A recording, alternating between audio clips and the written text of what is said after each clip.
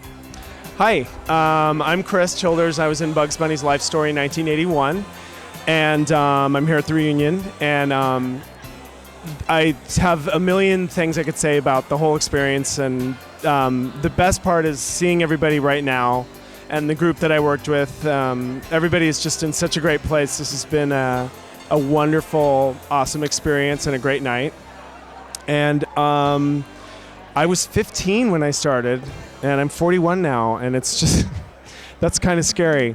I don't know where I'm going with this. I have no voice, but I will say that I think one of the best things that happened during the show was I was on stage doing Foghorn Leghorn, which was hell. And I was dancing and doing the routine. In the middle of it, I noticed Liz, one of the dressers, was off stage with Foghorn Leghorn's tail. I had forgotten to put the tail on, and I had a huge hole where the butt is. So that's my exciting, tragic tale. It was an amazing experience. That's all I have to say. I'm an idiot. Okay, bye-bye. Candi Milo, 1977. Edit that out or I'll kill you. I am auditioning, and I have just picked a very large sort of Broadway tune. Not. I sang I Am Woman by Helen Reddy. And I am full on, like my daughter imitates Britney Spears, I'm imitating Helen Reddy, and I'm in full nasal, I am woman, hear me roar. And I'm 15, and the piano string breaks. And Gene Patrick is there, and Jim and Judy Bates are there, and the piano string breaks, and I just keep going, and finally Gene Patrick stops me and he says, I just want to know, is there something wrong with your nose? Do you have a cold? Or are you doing an imitation? So I stopped and finished the song in my normal voice, and we finished, but I want you to know that 30 years later, I do cartoon voices for a living, and what I would like to tell everybody is that Gene, Patrick, and Jim and Judy were there at the inception, only they didn't know that they weren't really auditioning a singer, but a big cartoon head. And I thought that Helen Reddy rocked, and apparently she sings through her nose. So thank you very much. Bye. John and Dee Dee Healy, and I was in the park from 1976 to 1981. And what I remember, and this is for Gene, is we would sit in the lobby of the Grand Music Hall, and we'd be going through all of the music. And he'd get so frustrated with us, he would say, now ladies, you all have to learn to sing like a cello. You have to sing like a cello with a lot of breathy sounds. And we tried to do that from the first day we started singing to the last day we started singing. I'm not sure we ever got to that point. But Gene, if I could be a cello, I'd be your cello. Thank you so much for the wonderful opportunities you gave me. Hi, Gene. This is John Healy. I was in Great America '81, Harold Hill, and the Music Man and director. And Gene, I don't know if you realize how much of a mentor you were for me all throughout the late '70s into the '80s. Really appreciate everything that you did for the kids in the San Jose area. Without Great America, the Children's Theater, the students from the Children's Theater would have just come out, gone off to college, and probably never given it another thought.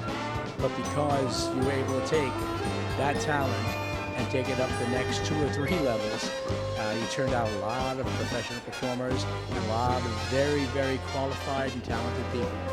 For that, I really want to thank you. I'll just tell you that Dee Dee and I really miss you. And with good old days. Hi to Penny. Yes, the good old days with Penny playing Monopoly around your kitchen table. All right, take care. Bye-bye. My name is Dan Krogan. I ran Sound at Royale the first 2 seasons for Bourbon Street and Magic World. And I think my favorite prank was one of the dancers had faked some kind of an injury and sent this message up to the booth saying that she couldn't perform. I mean, she collapsed backstage or some kind of horrible thing, and we all had to deal with it somehow. And she came out, and during the final ending shots, during the introductions at the end. I guess, what would you call it? Anyway, we ended up muting the announcer during her name, and there was no follow spot on her at all. I mean, she was like completely shut out. It was retribution for having claimed to be ill when she was in fact not. So you guys shut her out? Oh, totally. I mean, there was like no lights, nothing. Multi-track, you gotta The like problem with that, Dan, is that the audience probably just thought we weren't doing our job correctly. Well, that's one I remember. The other thing I wanted to mention before going too far, I still harbor a little bit of resentment about this. We had a bomb scare at Royale in 1976, and they sent the technicians to go find the bomb. They said, go take a look. Go see if you can find it. They say maybe it's in a air duct or something, so we're all crawling around looking for bombs. What else are you going to do with 18-year-olds? Well, I guess. Yeah. I So know. anyway. Go for it. Ooh, All right. you must have something. Boy, well, I'm June Miller, and was in technical services from 1976 to like 1980 or so, and did the sound and the background music and a lot of the announcing. And one of my fame is, attention, please remain seated until your boat passes the red arrow. So that was one of the things that I did.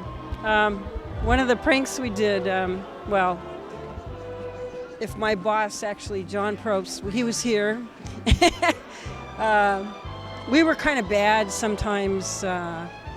In the very beginning, when there wasn't anything all around, there weren't any hotels, there was nothing but land in Santa Clara. And so we would, one of the things we had to do was maintain the freeway sign. That's right, the white way. Yeah, and it was always going bad. So one day a bunch of us got in the truck and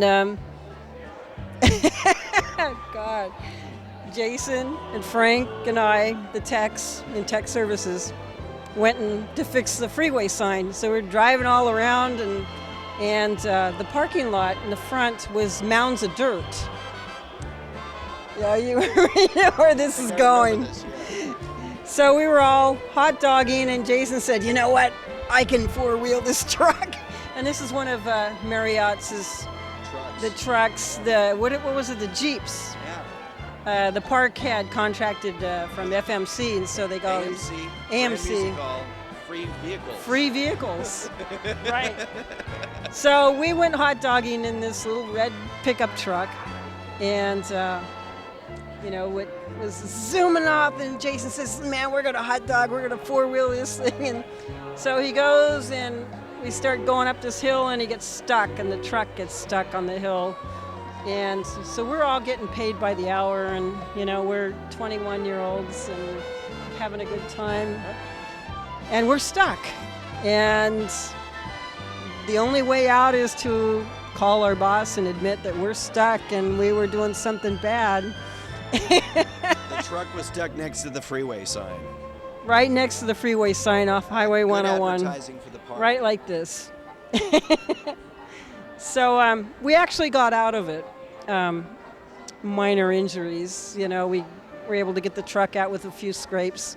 So anyway, John, yeah, that's one of the things we did. Too late to dock or pay now. Can't dock the pay now. But anyway, on to you, Todd. Oh, well, I don't have anything as serious as that, but let's see, Todd Daniels, Bugs Bunny Theater the first year, the Music Hall the second year in 77, and also Tech Services in 78. I remember it was either Tom Sennett or Bill Harris putting me to work cleaning up after the elephant in the parade. They gave me a gold trash can to push after the very last float went by. And if the elephant made any mistakes, I was there to scoop it up. And that was a highlight of my career at Great America, let me tell you.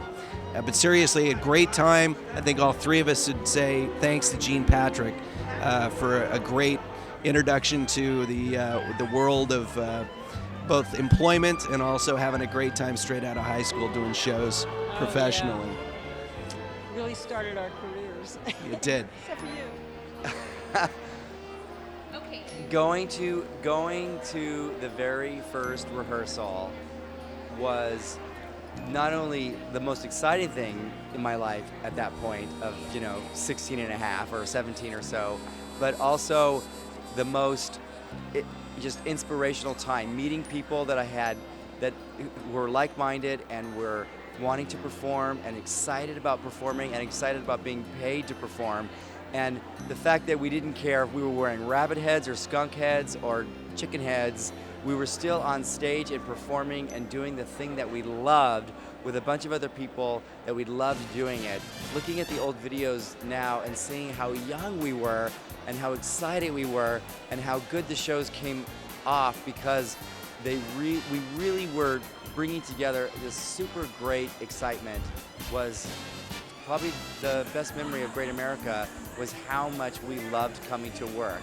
And especially Chris Childers and that other guy, Keith Gooding, who couldn't stop coming to work and never took a day off.